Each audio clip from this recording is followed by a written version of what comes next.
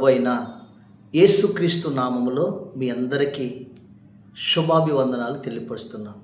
గత ఫిబ్రవరి మాసం అంతా కూడా మన ప్రభు మనకు తోడుగా ఉండి ఆయన మనల్ని కాచి కాపాడి ఆయన దయ వలన మరొక మాసములో అనగా మార్చి నెలలో మనను ప్రవేశపెట్టిన దేవుడికి కృతజ్ఞతాస్తుతులు తెలియపరుస్తున్నాను. ఈ నెలలో ప్రభు సందులో ప్రార్థించినప్పుడు దేవుడు మన కొరకు నియమించినటువంటి ఒక వాగ్దానాన్ని నా ప్రభు మనకిచ్చాడు. ఆ వాగ్దానం మన జీవితంలో నెరవేర్చబడినట్లుగా ఆ వాగ్దానాన్ని చదువుకుందాం. చూడండి, హెబ్రీలు రాసిన పత్రిక 11వ అధ్యాయము 40వ వచనాన్ని ఒకసారి చూద్దాం. నేటి దినం ఈ నెల దేవుడు మన కొరకు సిద్ధపరిచిన ఈ వాగ్దానాన్ని చదువుకుందాం. హెబ్రీలకు రాసిన పత్రిక 11వ అధ్యాయం 40వ వచనం.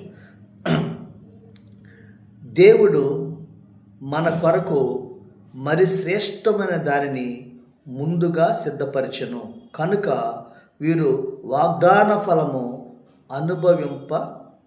అనుభవింపలేదు. దేవుడు మన కొరకు మరి శ్రేష్టమైన దానిని ముందుగా సిద్ధపరిచెను. దేవునికి స్తోత్రం. ఈ వాగ్దానం మీ జీవితంలో దేవుడు నెరవేర్చునుగాక. ప్రభునందు ప్రియమైన దేవుని బిడ్డలారా, నీ కోసం నీ బిడ్డల కోసం దేవుడు మరి శ్రేష్టమైన దానిని నీ కోసం సిద్ధపరిచి ఉంచాడు. ఆ సిద్ధపరిచిన నీ కోసం దాచి ఉంచిన ఆ శ్రేష్టమైనటువంటి ఈవులను దేవుడు ఈ నెలలో నీకు దేవుడు అనుగ్రహించబోతున్నాడు. దేవునికి మహిమ కలుగునుగాక. ఆ ప్రాంతంలో జరిగినటువంటి ఒక అద్భుతమైన సంఘటన. ఆ భార్య భర్తలు ఇద్దరు కూడా అమెరికా దేశంలో ఒక భక్తిపరుని కుటుంబంలో జరిగిన ఒక సంఘటన. అమెరికా దేశంలో ఒక భక్తిగలటువంటి కుటుంబం ఉంది. అయితే అతని భార్య ఒక అనారోగ్య కారణంగా చనిపోయింది. అతను తండ్రి కుమారుడు ఇద్దరు కలిసి ఉన్నారు. ఆ తండ్రి కుమారుని ఎంతో భక్తిలో పెంచుతూ చిన్న వయసులోనే ఉన్నాడు. ఆ కుమారుడు ఆ తండ్రి మరి ఎంతో ప్రేమగా చూసుకుంటూ ఉన్నాడు. ఒకరోజు తన స్నేహితుడి ఇంటికి తన తండ్రి ఆ కుమారుడిని తీసుకెళ్ళాడు. అక్కడ ఒక అద్భుతమైనటువంటి ఒక బంగళా, ఎదుట చక్కని గార్డెన్, తర్వాత చక్కని మరి ఉయ్యాల, అతనికి ఇష్టమైన లొకేషన్ అంతా కూడా అక్కడ ఏర్పాటు చేయబడి ఉంది.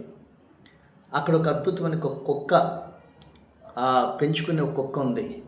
అవన్నీ కూడా పిల్లవాడు చూసి ఆ తండ్రిని అడుగుతున్నాడు, డాడీ మనకు కూడా అలాంటి మంచి భవంతిని ఇల్లుని మనకు కూడా కొనుక్కుందామా? మా ఫ్రెండ్ వాళ్ళ దగ్గరటువంటి ఆ చక్కని ఆ గార్డెన్ కావచ్చు, అవన్నీ కూడా నాకు కావాలి డాడీ అంటే అన్నాడు. బాబు, దేవుడు నీ కోసం సిద్ధపరిచాడు. ఒక సమయం వచ్చినప్పుడు ఖచ్చితంగా నువ్వు దాన్ని చూస్తావు అని ఆ తండ్రి తన కుమారుడితో చెప్పాడు. అతని తండ్రి కొన్ని విషయాల్లో ఆ తండ్రి కూడా ఈ పిల్లవాడు ఒక 10 ఇయర్స్ వచ్చే వరకు ఆ తండ్రి కూడా అతను ఒక అనారోగ్య కారణంగా చనిపోయాడు. ఆ కుమారుడు చెప్పాడు, బాబు నీ కోసం నువ్వు అడిగినవన్నీ కూడా నువ్వు సిద్ధపరుస్తాడు. నేను మీ అమ్మ దగ్గరికి వెళ్తున్నాను, మీ అమ్మ కోసం మనందరి కోసం సిద్ధపరిచిన నువ్వు అడిగేవే అవన్నీ కూడా ఉన్నది, అక్కడికి వెళ్తున్నానని చెప్పాడు. పాపం ఈ చిన్నపిల్లవాడు అమాయకుడు కదా. ఆ సమయంలో చివరికి పిల్లవాడు ఒంటరిగా మిగిలాడు. తల్లి లేదు, తండ్రి లేడు, ఒంటరివాడైపోయాడు. ఆ ఉన్న ఇల్లు కూడా అద్దె కట్టలేక ఆ పిల్లవాడు బయటకు వచ్చేసాడు. చివరికి ఆ రోడ్డు మీద ప్లాట్ఫామ్ అయిపోయింది. అల్లారు ముద్దుగా పెరిగిన తన కుర్రవాడు, తల్లి ప్రేమ లేదు, తండ్రి కూడా చనిపోయాడు. అలాంటప్పుడు ఆ రోడ్డు మీద పక్కన ఒక చిన్న బడ్డీ లాంటిది ఉంటే, పాడైపోయిన దాంట్లో ఉంటే దాంట్లో తలదాచుకుంటున్నాడు. అతనికి ఒక కుక్క పరిచయమైంది. ఆ కుక్కతో కూడా ఉన్నాడు. కానీ ధైర్యం తెచ్చుకున్నాడు. తన తండ్రి చెప్పిన మాటలు గుర్తుంచుకున్నాడు. దేవుడు నీ కోసం నువ్వు అడిగిన అన్నీ సిద్ధపరిచాడు బాబు అని చెప్పాడు. ఆ కుమారుడు తన తండ్రి చెప్పిన ఇట్టుగానే ఆ దేవునికి ప్రార్థన చేసుకుంటూ ఉండేవాడంట. ఏదో ఒకటి బతకాలి, తినాలని ఆ కుర్రవాడు రోడ్డు మీద నిలబడి ఆ పేపర్ అమ్మే వాళ్ళ దగ్గరికి వెళ్ళి నేను కూడా పేపర్ అమ్ముతానని చెప్పినప్పుడు, సరే అమ్మవని కొంత ఇస్తానని చెప్పినప్పుడు రోడ్డు మీద నిలబడి ఆయన పేపర్ అమ్ముతున్నాడు. పేపర్లు ఇస్తూ ఉన్నాడు. ఒక 2 రోజులు అయిన తర్వాత ఒక కారు దగ్గరికి వెళ్ళి మేడం ఈ పేపర్ తీసుకోండి అన్నది. పిల్లవాడు చాలా అందంగా ఉంటాడు, కానీ మాసిపోయిన బట్టలు, చినిగిపోయిన ఆ మాసిపోయినటువంటి శరీరం, జుట్టు, తర్వాత చినిగిపోయిన బట్టలు చూసింది. ముందుకెళ్ళి ఆ పేపర్ తీసుకుంది. ఆ తర్వాత ఆ పిల్లవాడిని చూసి బాబు ఈ పేపర్లన్నీ నేను కొంటాను అని ఆ కారులో ఆమె తీసుకుంది. తర్వాత ముందుకు వెళ్ళిపోయింది. అప్పుడు ఆమె చిల్లర తీసుకోకుండా వెళ్ళిపోయినప్పుడు ఈ బాబు మేడం చిల్లర తీసుకోలేదని పరిగెత్తుకొని సిగ్నల్ దగ్గర కారు ఆగితే ఆ తీసుకెళ్ళే చిల్లర ఆ మిగతా బ్యాలెన్స్ ఇచ్చాడు. ఎందుకు బాబు ఉంచుకో అంటే లేదు మేడం అని ఇచ్చేసాడు. ఆ తర్వాత ఆ స్త్రీ ఇంటికి వెళ్ళింది. ఆమె మైండ్ అంతా కూడా ఈ బాబు మీద ఉంది. అప్పుడు అతని నిజాయితీ, అతని యొక్క ముఖంలో కళ, ఈ బిడ్డ ఎవడు గొప్పింటి వాళ్ళగా ఉన్నాడు అనుకుని రాత్రి అంతా నిద్ర పట్టలేదు. ఆ తర్వాత ఆమె మరలా నెక్స్ట్ రోజున వచ్చింది. ఆ కారు వేసుకెళ్తున్నప్పుడు ఆ బాబు అక్కడే పేపర్ అమ్ముతున్నాడు. ఆ పేపర్ తీసుకుని బాబు ఒకసారి కారులోకి రా అని పిలిచింది. ఆ కారు ఎక్కించుకుంది. కూర్చున్న తర్వాత తీసుకుని వెళ్తుంది. ఇదిగో అప్పుడు ఆ బిడ్డతో పాటు ఆ కుక్క కాడ కారులోకి వచ్చింది. ఇద్దరు కలిసి వెళ్తున్నారు. ఆమె ఒక పర్వతం మీదకి తీసుకుని వెళ్తుంది. చాలామంది పనివారు ఉన్నారు. ఆ కొండ మీదకి తిరిగి ఆ కొండ పైన ఒక అద్భుతమైనటువంటి ప్యాలెస్ ఉంది. చుట్టూ గార్డెన్, తోటలో చక్కని ఉయ్యాల, చక్కని మరి ఆ పిల్లవాడు ఏదైతే తన తండ్రిని అడిగాడో అవన్నీ కూడా అక్కడ ఉన్నాయి. చూసి ఆ పిల్లవాడిని తీసుకెళ్ళి చక్కగా అతనికి స్నానం చేయించుకున్నాడు. మంచి బట్టలు వేసింది. ఆ తర్వాత మేడం ఇవన్నీ కూడా మా అమ్మ చెప్పింది, మా డాడీ చెప్పారు, ఇలాంటి ఇల్లు నీకు కూడా ఉంటుందని చెప్పాడు అని చెప్పి అంటున్నప్పుడు బాబు ఇది నచ్చిందా నీకు అని అడిగింది. చాలా బాగుంది మేడం, మా డాడీ చెప్పాడు నీకు దేవుడు సిద్ధపరచడని. అంటే ఇదిగో ఇక నుంచి నువ్వు నా దగ్గరే ఉండాలి అన్నప్పుడు ఆశ్చర్యపోయింది. ఆ పిల్లవాడు ఆశ్చర్యపోయాడు. మమ్మీ చెప్పిందా మీకు అని అడుగుతున్నాడు అమ్మాయికి. అవును బాబు మీ మమ్మీ చెప్పింది, ఇక నుంచి మీ మమ్మీ చెప్పింది నీవే నా కొడుకుగా ఉండమని, ఇదంతా నీకే, ఈ ప్యాలెస్ ఇవన్నీ కూడా నీకే అని ఆ పిల్లవాడిని తన కుమారుడిగా స్వీకరించింది ఆ ధనవంతురాలు. తర్వాత ఆ పిల్లవాడు ఏదైతే తన తండ్రిని అడిగాడో ఆ హౌస్, చక్కని ఆ గార్డెన్, అదంతా కూడా పిల్లవాడి దగ్గర ఉంది. తర్వాత ఆ అనాథ కాస్త ఆ దేవుడు ఆ బిడ్డ కొరకు శ్రేష్టమైనటువంటి ఒక తల్లిని, శ్రేష్టమైనటువంటి ఒక భవంతిని, శ్రేష్టమైన సమస్తాన్ని కూడా ఆ పిల్లవాడికి ఇచ్చి తల్లిదండ్రులు లేని లోటు కంటే మరి శ్రేష్టమైనదిగా పిల్లవాడు పెరిగి పెద్దవాడై ఒక గొప్పవాడుగా దీవించబడ్డాడంట. దేవునికి స్తోత్రం కలుగునుగా. ఇది ఒక యథార్థమైన సంఘటన ఆ దేశంలో జరిగినటువంటి విషయం. ప్రియమైన దేవుడి బిడ్డలారా, దేవుడు ఆ పిల్లవాడికి ఏ విధంగా అయితే అన్నీ సిద్ధపరిచి ముందుగా ఉంచాడో నీ కోసం కూడా పరమ తండ్రి అనే దేవుడు నీ కోసం కూడా ఆయన శ్రేష్టమైన దాన్ని నీ కోసం సిద్ధపరిచి ఉంచాడన్న విషయాన్ని నువ్వు మర్చిపోకూడదని మనం చేస్తున్నాం. హెబ్రీయులకు రాసిన పత్రికలో చదివాం, మనకు మరీ శ్రేష్టమైన దాన్ని ముందుగా దేవుడు నీ కోసం సిద్ధపరిచిన, ముందుగా ఆయన సిద్ధపరిచాడు. ఏమి సిద్ధపరిచాడు?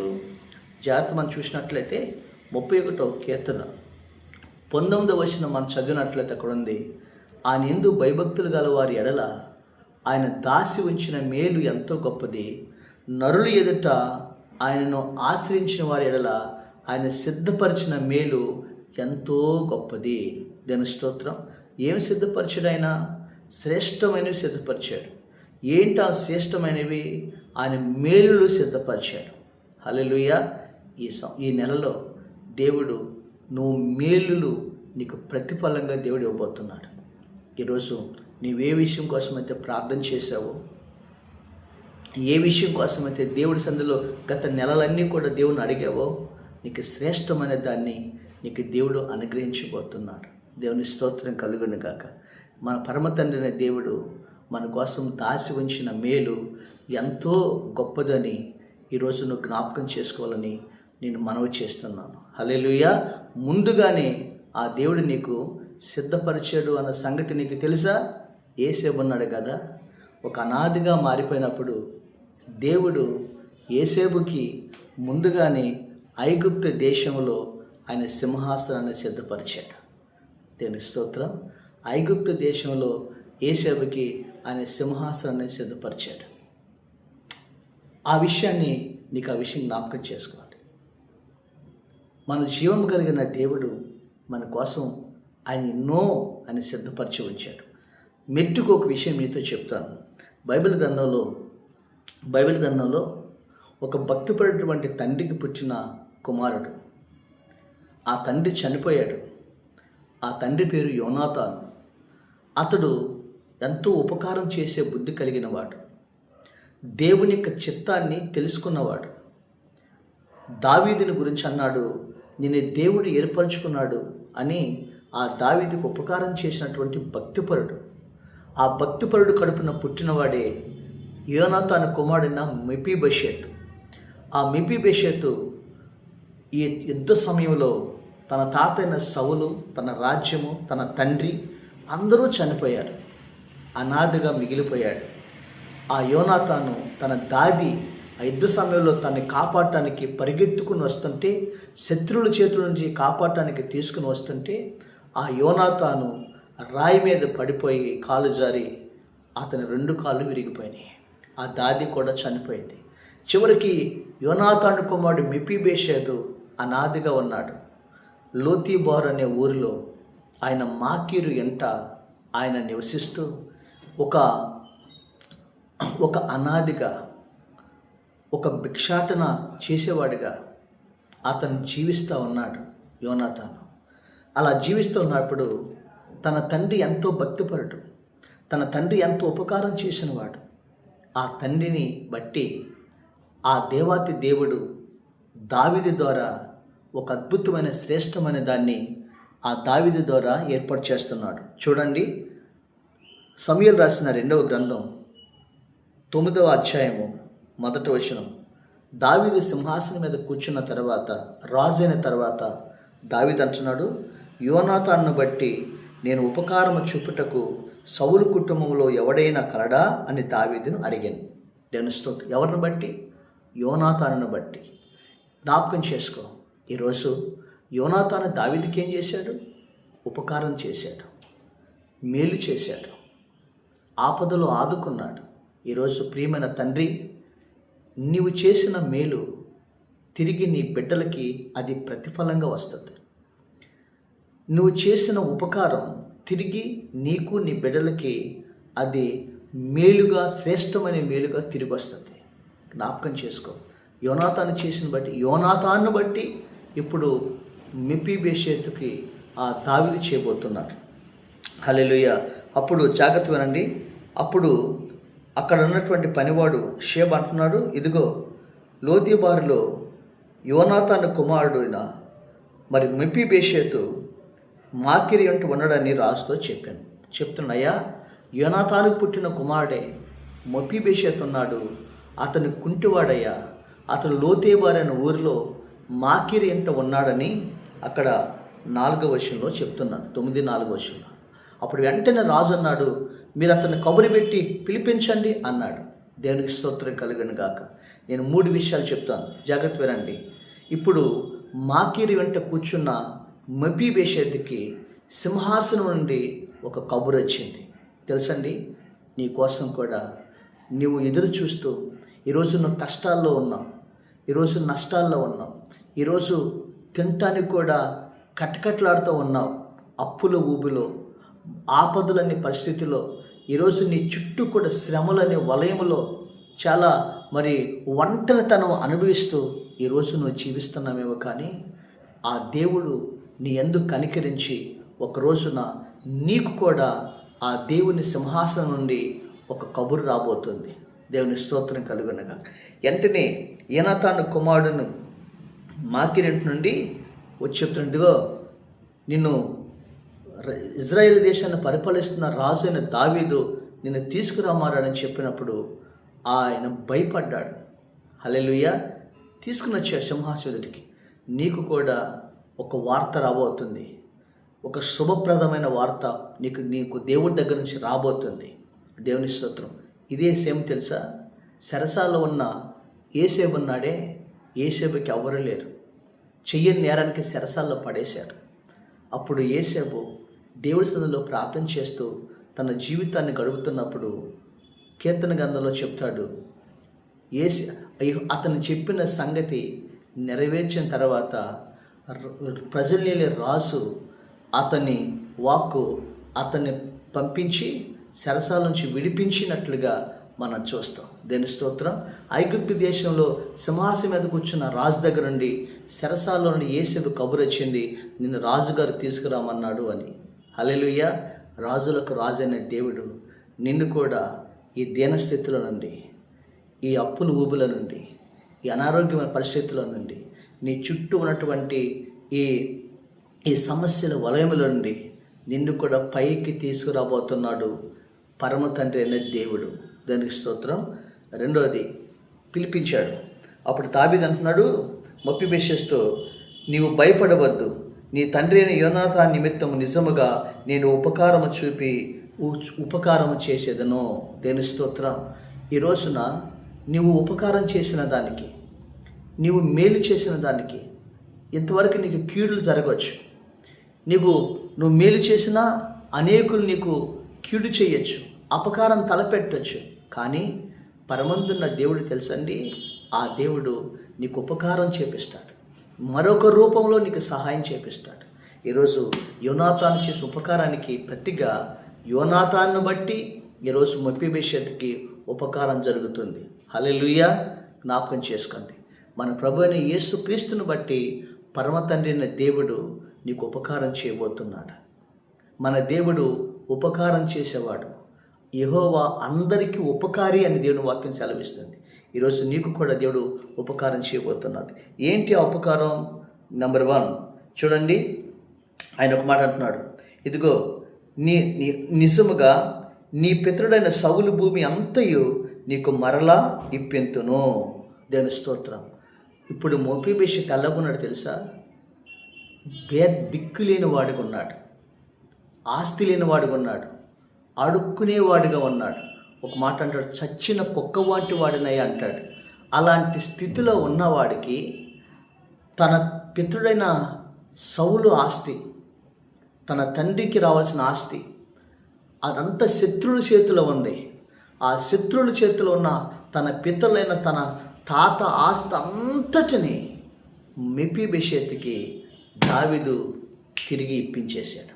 దేవునికి స్తోత్రం కలుగునుగా. ఈరోజు నీవు ఏది పోగొట్టుకున్నావో, ఆస్తి పోగొట్టుకున్నావా, ఆరోగ్యం పోగొట్టుకున్నావా,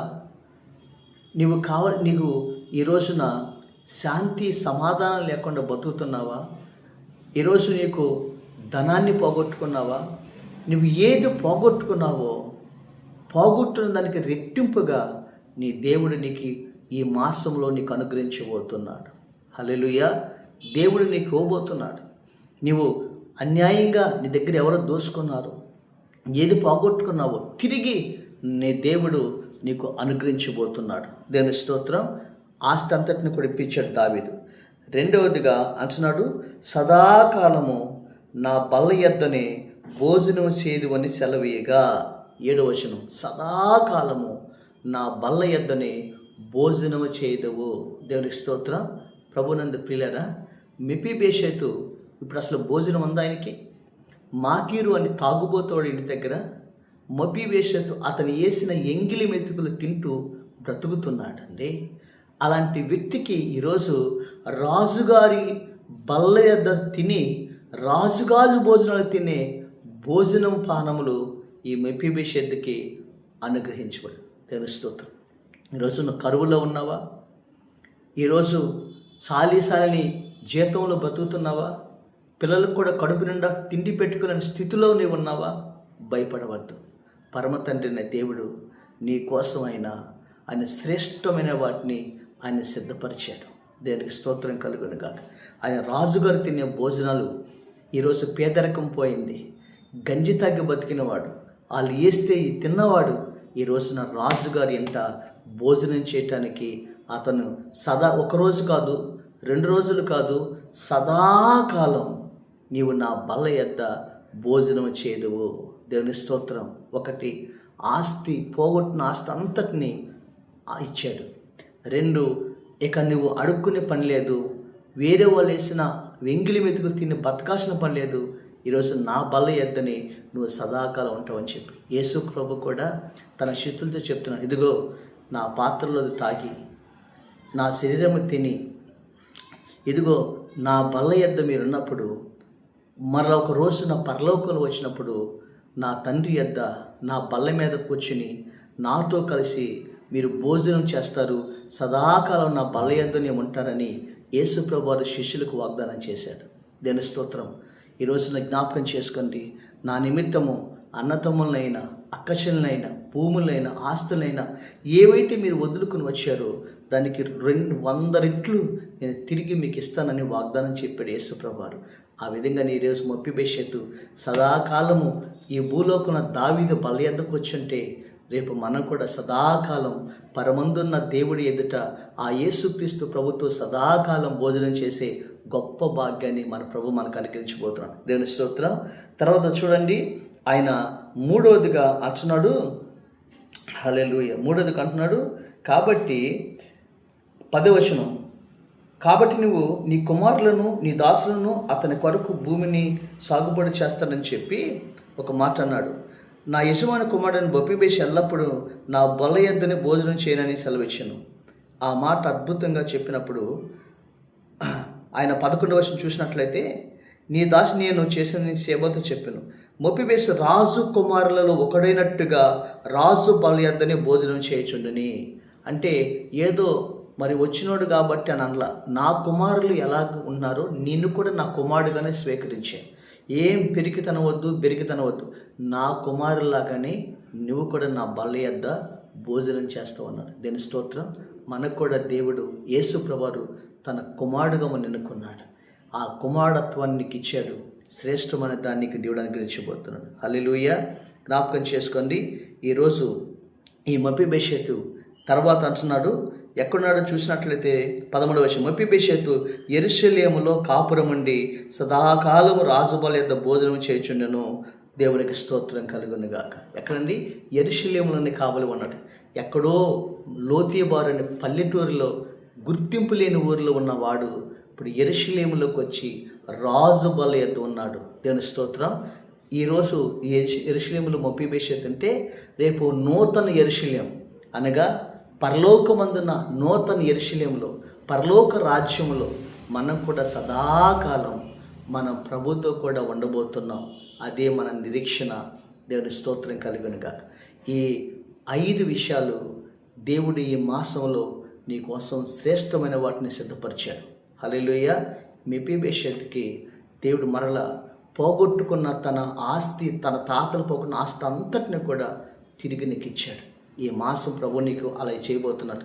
2, కరువులో ఎంగిలి మెతుకు వేసే పరిస్థితిలో ఒక చచ్చిన కుక్కవాడిగా ఉన్న బ్రతుకుతున్న వ్యక్తిని ఈరోజున రాజు భోజనం తీసే రాజు బల్ల యొద్ద తినే ఆధిక్యతను ఆ దేవుడు మెఫీబోషెతుకి ఇచ్చాడు. 3, మెఫీబోషెతుకి ఈ రోజున ఆయన అంటున్నాడు, యెరూషలేములోనే సదాకాలం నువ్వు నా యొద్ద ఉంటావని చెప్పాడు. అంటే మనం కూడా పరలోక రాజ్యంలో మనం సదాకాలం ఉంటాం. హల్లెలూయా. 3, అతను కుంటివాడు కాబట్టి అతని పంటలు పండించడానికి అంతా కూడా ఒక పనివాడిని ఏర్పాటు చేసి తన కుమారుడుగా మెఫీబోషెతును తన యొద్ద కూర్చోబెట్టుకున్నాడు. దేని స్తోత్రం. నీకు కూడా ఈ మాసం ఒక కబురు రాబోతుంది. నీకు విడుదల అనే కబురు రాబోతుంది. నీకు శ్రేష్టమైన దాన్ని ఉద్యోగం అని కబురు రాబోతుంది. నీకు ఏదైతే ప్రార్థించావో అలా శుభప్రదమైన కబురు రాబోతుంది. సింహాసనం నుంచి రాబోతుంది. మెఫీబోషెతుని ఏ విధంగా దేవుడు దావీదు రాజు కబురు పెట్టి ఈ శ్రేష్టమైన వాటిని ఇచ్చాడు, పరలోకమందున్న దేవుడు కూడా ఈ శ్రేష్టమైన ఈవులను నీకు నీ బిడ్డలకి ఆయన అనుగ్రహించునుగాక. ఆమేన్ ఆమేన్. ప్రార్థన చేద్దాం. పరిశుద్ధుడైన మా తండ్రి, మీకు కృతజ్ఞతాస్తుతులు స్తోత్రాలు చెల్లిస్తున్నాం. ఈరోజు నాయన ఈ మాసములో మా కోసం మీరు సిద్ధపరిచిన ఈ శ్రేష్టమైన వాటిని మాకు మీరు అనుగ్రహించమని, సహాయం చేయమని ప్రభా. ఏవైతే బిడ్డలు పోగొట్టుకున్నారో తిరిగి ఆ బిడ్డలకు మీరు దయచేయండి ప్రభా. నాయన వారికి సమృద్ధిని దయచేసి ఈ మాసం అంతా కూడా నీ కృపలో ఆ బిడ్డలకి శ్రేష్టమైన వాటిని సిద్ధపరిచి మీరు దయచేయమని, ఉద్యోగమా, వ్యాపారమా ప్రభా, ఆర్థికంగానా ఏవైతే ప్రభు పోగొట్టున్నారో అన్నీ కూడా తిరిగి ఆ బిడ్డలకు అనుగ్రహించమని, యేసుక్రీస్తు నామములో బిడ్డలు ఎగ్జామ్ రాస్తున్న బిడ్డలకి శ్రేష్టమైన ర్యాంకులు దయచేయమని, దీవించమని యేసు నామములో చున్నాము తండ్రి.